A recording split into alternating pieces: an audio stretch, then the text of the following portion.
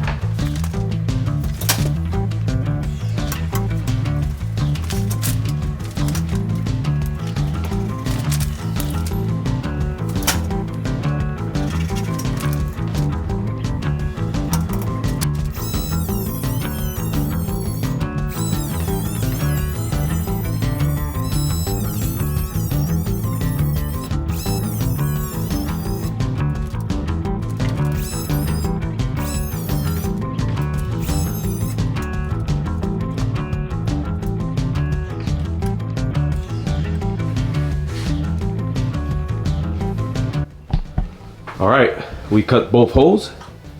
It was fairly easy and quick to do. I just looked through the, these holes that are here, made a line with this, and just cut along that line. The main goal is to keep these screw holes like exposed where you could drill in. I might have to cut this a little bit more to install this right here. Maybe, let me see. We gotta keep all the wires in. No, it fits good. So yeah, as you can see, because of this plastic, the hot and neutral wire will not be touching this metal, and that's the whole point of that. So yeah, we also did it on this side. This side came out good. You install it here, and you don't have to worry about live wires touching this right here. So we're looking good, and we're in good shape. So the next step now is to cut the power and put these outlets in. This is coming out to be a pretty straightforward video.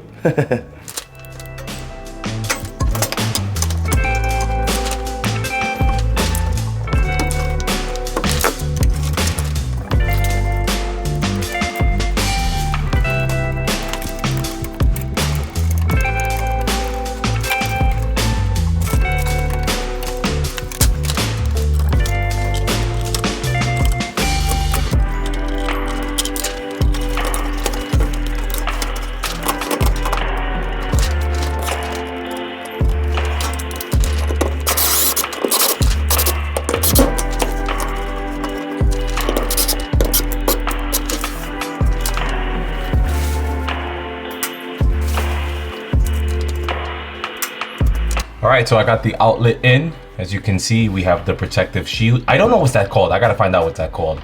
I'll leave a link to this product in the description down below, and also the name on the bottom left right here. So I have that on, so we are protected. None of this will be activated. This is nice and tight now. It was a little bit loose like that. I don't know if you can see that, but it was a little loose. But here now it's tight because this is holding it down.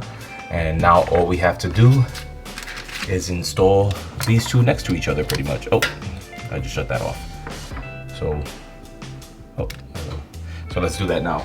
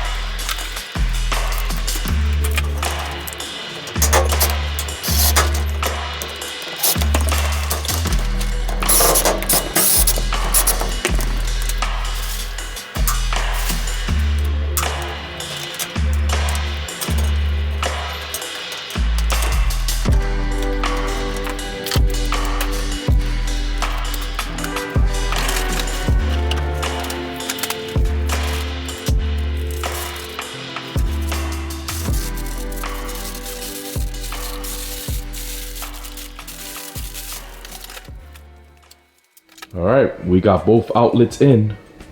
Here is the first outlet. It's very basic and normal.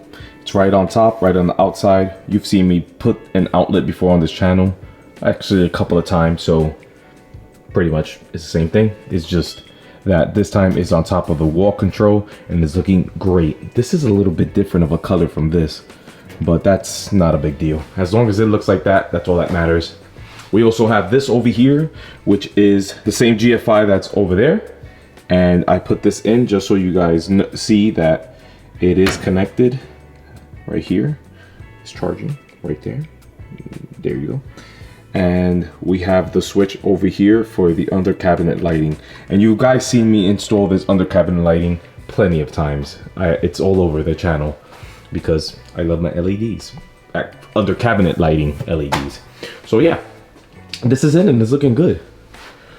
I love this setup. But we're not gonna be installing anything on the wall control because we have to cut this hole in here for the sink. And I would hate to be cutting that while all the dust is falling on top of the tools and whatever's there. So as soon as I get that in, we can get these shelves filled with batteries, screws, tools, you name it. Also, I was thinking about, since the wall control comes in black, I was thinking about installing it in the back here. Maybe putting a LED light up here, like under cabinet lighting, like I've been doing. Putting it in here and putting it in the back. The camera's not focusing, but it's because it's pretty dark in there. But yeah, maybe putting a backsplash back there of wall control, but in black. And I think that would look cool. It'll be the same setup with the outlet that's in that corner right there. We will cut it the same way we cut these and get that in. Let me know if you guys are interested in seeing that. If you guys are, I will order it and get that installed and use this for, like, you know, maybe more batteries, kits like this one and a whole bunch of other stuff. There is plenty of tools for me to hang. So the more space I have, the better. I am the kind of person that I like to have all my tools at hand's reach. So if I need something, I don't have to open up a bag or a drawer or a cabinet. I could just take it off the wall and use it. And then when I'm done, put it back. And I know something's missing because it's not on the wall where it's supposed to be. That's how I like to have my setup, where I could just reach it and grab it, use it and put it back. Especially with like consumables like Sawzall blades, grinder blades and stuff. I like to have them hanging so that I know what I have and what I don't have and what I have to order. So yeah. So as you guys saw, I want to get this installed, but there is a delay on the order. I just laid this tape out just because I had some time and I wanted to see how big it was gonna be, which is, this is a 22-inch by 18-inch sink. So it's gonna be that big. And it fits good and it looks good. So we're gonna go with that size sink.